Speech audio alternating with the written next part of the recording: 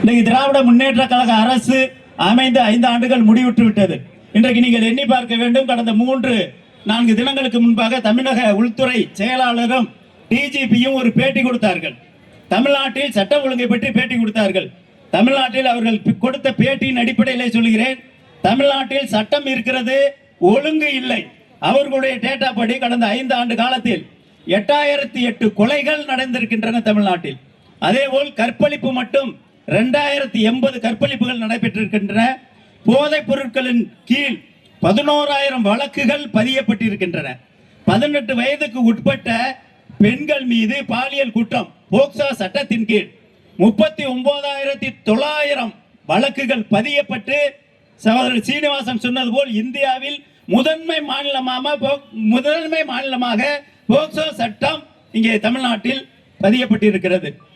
2.5 வயது முதல் 68 வயது வரை உள்ளவர்களுக்கு கேங் ரேப், பாலியல் தொல்லை.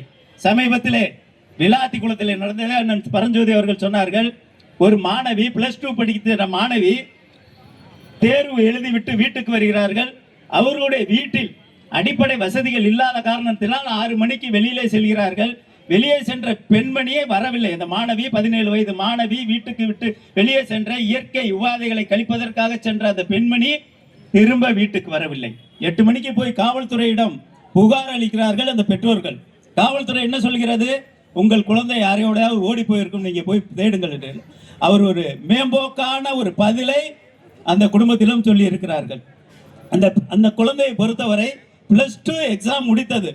10ஆம் வகுப்பிலே 500 மார்க்குக்கு 495 மார்க் எடுத்து அதிகமாக மதிப்பெண் பெற்ற அந்த பகுதியில் அதிக மதிப்பெண் பெற்ற மாணவியில் அவர் ஒரு இப்படி ஒரு வருங்கால ஒரு மருத்துவரையோ இன்ஜினியரையோ அந்த குடும்பம் இழப்பதற்கு யார் காரணம்? திரு ஸ்டாலின் அவர்கள். இப்படி பார்த்தீங்கன்னா, இப்படி சட்டம் ஒழுங்கிலே சட்டம் இருக்கிறது, ஒழுங்கு இல்லை. அவர் பேட்டி கொடுக்கிறார்.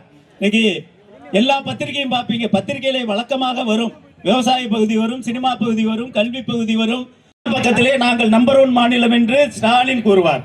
கடைசி பக்கத்திலே பக்கம் முழுவதும் கொலை, கொள்ளை, கற்பழிப்பு இருக்கும். இப்படி ஒரு தவறான முன்னுதாரணத்துக்கு திரு ஸ்டாலின் அவர்கள் இந்த தமிழ்நாட்டை முதன்மையான மாநிலம் என்று சொல்லிக் கொண்டிருக்கிறார். அதேபோல் நீதி நிர்வாகம், தமிழ்நாட்டில் நீதி இருக்கிறது, நீதிமன்றங்கள் மூலமாக நீதி இருக்கிறது, நிர்வாகம் இல்லை. ஏனென்றால் கடந்த 5 ஆண்டுகளுக்கு முன்பாக திரு ஸ்டாலின் அவர்கள் கொடுத்த வாக்குறுதி 505 வாக்குறுதி. அதிலே அரைகுறையாக நிறைவேற்றப்பட்ட வாக்குறுதிகள் 160. 345 வாக்குறுதிகளை இதுவரை நிறைவேற்றவில்லை. என்ன சொல்வார், நாங்கள் அனைத்து வாக்குறுதியும் நிறைவேற்றி விட்டோம், தமிழ்நாடு முதன்மையான மாநிலமாக, முன்மாதிரியான மாநிலமாக இருக்கிறது என்று சொல்கிறார். ஆனால் 160 வாக்குறுதிகளை அரைகுறையாக நிறைவேற்றிவிட்டு 345 வாக்குறுதிகளை முழுமையாக நிறைவேற்றாத ஸ்டாலின் 2021 நம்முடைய கழக அரசு முடிவிட்ட போது தமிழ்நாட்டின் கடன் 4,56,000 கோடி. ஏற்கனவே 2 ஆண்டு காலம் கொரோனா, அதற்கு முன்பாக 15 முதலமைச்சர்கள் வாங்கிய கடன், அவங்க அப்பா கருணாநிதி வாங்கிய கடன் உட்பட புரட்சி தலைவி அம்மா அண்ணன் எடப்பாடியார் ஒரு ஆட்சி இருந்த வரை 2021 வரை தமிழ்நாட்டின் மொத்த கடன் 4,56,000 கோடி. ஒரு ரேஷன் கடை, ஒரு ரேஷன் கார்டுக்கு அன்றைக்கு 2021 இருந்த கடன் 2,10,000 ரூபாய். ஒவ்வொரு ரேஷன் கார்டு இப்போது வைத்திருப்பவர்கள் தலையிலும் 2,10,000 கடன் இருந்தது நம்முடைய ஆட்சி காலத்தில். இன்றைக்கு திராவிட முன்னேற்ற கழக அரசு அமைந்து 4,56,000 கோடி, இன்றைக்கு 10,62,000 கோடியாக கடன் உயர்ந்து இருக்கிறது. ஒவ்வொரு குடும்ப அட்டைதாரர் மீதும் 4,82,000 ரூபாய் கடன் இருக்கிறது. 28 மாதங்களுக்கு பிறகு 1000 ரூபாய் பணம் கொடுத்தார். தற்போது 5000 ரூபாய் கொடுத்திருக்கிறார். கொடுத்துட்டு என்ன சொல்றார், நான் சர்ஜிக்கல் ஸ்ட்ரைக் செய்து விட்டேன், விடிய காலத்தில் இன்ப அதிர்ச்சி கொடுத்து விட்டேன் என்று திரு ஸ்டாலின் சொல்லுகிறார்.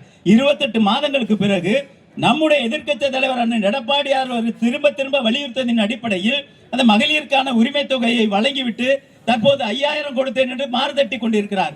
இன்னொரு படி மேலே போய் பொய் சொல்லுகிறார். பாரதிய ஜனதா கட்சியும் அவர்களுடைய தோழமை கட்சியும் ஆட்சியை பிடித்தால் இந்த 1000 ரூபாய் நிறுத்தி விடுவார்கள் என்று. ஒன்னே ஒன்று சொல்கிறேன் நண்பர்களே, இதே பாரதிய ஜனதா கட்சி அஸ்ஸாம் மாநிலத்தில் தற்போது ஆண்டு கொண்டிருக்கிறது. ஸ்டாலின் கொடுத்த 5000 அல்ல 9000 ரூபாய் அவர்கள் கொடுத்திருக்கிறார்கள். அதே போல் இந்த 2000 ரூபாய் வாக்குறுதி கொடுத்திருக்கார் எடப்பாடியார். 2000 ரூபாயும் பாரதிய ஜனதா கட்சி ஆளுகின்ற மகாராஷ்டிரா மாநிலத்தில் 2100 ரூபாய் வழங்கி முதல் கையெழுத்து அந்த முதல்வர் பட்னவியாஸ் போட்டு இருக்கிறார். அப்ப பாரதிய ஜனதா கட்சி அதனுடைய தோழமை கட்சி அனைத்து இந்திய அண்ணா திராவிட முன்னேற்ற கழகம் ஆட்சி அமைத்தால் இந்த வாக்குறுதியை நிறைவேற்றுவார்கள். இதற்கு மாறாக ஸ்டாலின் என்ன சொல்லுகிறார்? பொய் சொல்லுகிறார். இந்த 1000 ரூபாய் நிறுத்தி விடுவாங்க. நிறுத்துகிறதா இருந்தால் அஸ்ஸாமில் எதற்கு 9000 கொடுக்க வேண்டும், மகாராஷ்டிராவில் எதற்கு 2100 ரூபாய் கொடுக்க வேண்டும் என்று நம்முடைய தோழமை கட்சி தோழர்கள் நீங்கள் கேட்க வேண்டும் என்று அன்போடு கேட்டுக்கொள்கிறேன். அதேபோல் இன்னைக்கு கச்சா எண்ணெய் பொறுத்தவரை ஒரு இக்கட்டான பொருளாதார சூழ்நிலையை உருவாக்குவதற்கு ஸ்டாலின் முயற்சித்துக் கொண்டிருக்கிறார். இன்னைக்கு உலகம் முழுவதும் வார் நடந்து கொண்டிருக்கிறது. உங்களுக்கே தெரியும், நம்முடைய இந்தியாவின் கச்சா எண்ணெய் தேவையில் 20% நம்முடைய உள்நாட்டில் உற்பத்தி ஆகிறது. 80% வெளிநாட்டில் வாங்கி கொண்டிருக்கிறார்கள். காங்கிரஸ் ஆட்சி செய்த போது 27 நாடுகளில், உலக நாடுகள் 27இல் கச்சா எண்ணெயை கொள்முதல் செய்தார்கள். தற்போது மத்தியில என்டிஏ அரசு 40 நாடுகளில் கச்சா எண்ணெயை இறக்குமதி செய்து கொண்டிருக்கிறார்கள். 20% போக 80%. அங்கே இன்றைக்கு நீங்க பத்திரிகை செய்தித்தாள் எல்லாம் பார்த்திருப்பீர்கள். அந்த ஹார்மோஸ் வளைவிலே அங்கே ஈரான் நாட்டினர் கட்டுப்பாட்டிலே உள்ள அந்த வளைவிலே கப்பல்களை எல்லாம் விட மாட்டோம் என்று அங்கே தடுத்து கொண்டிருக்கிறதா செய்தித்தாளிலே பார்த்திருப்பீர்கள். நமக்கு வர வேண்டிய கச்சா எண்ணெயில் சுமார் 45% சவுதி அரேபியாவிலிருந்தும் கத்தாரிலிருந்து வர வேண்டிய அந்த கச்சா எண்ணெய் எல்லாம் அந்த ஹார்மோஸ் முனையிலிருந்து நம்முடைய இந்தியாவுக்கு வருகிறது. நம்முடைய இந்தியாவின் வெளியுறவுத்துறை அமைச்சர் திரு ஜெய்சிங் அவர்களும் ஈரான் வெளியுறவுத்துறை அமைச்சர் அப்பாஸ் அராக்சி என்பவரும் 3 முறை அவர்கள் பேச்சுவார்த்தை நடத்தி இந்தியாவுக்கு சவுதி அரேபியாவில் இருந்தும் கத்தாரில் இருந்து வர வேண்டிய எண்ணெயை தடை இல்லாமல் கொண்டு வந்திருக்கிறார்கள்.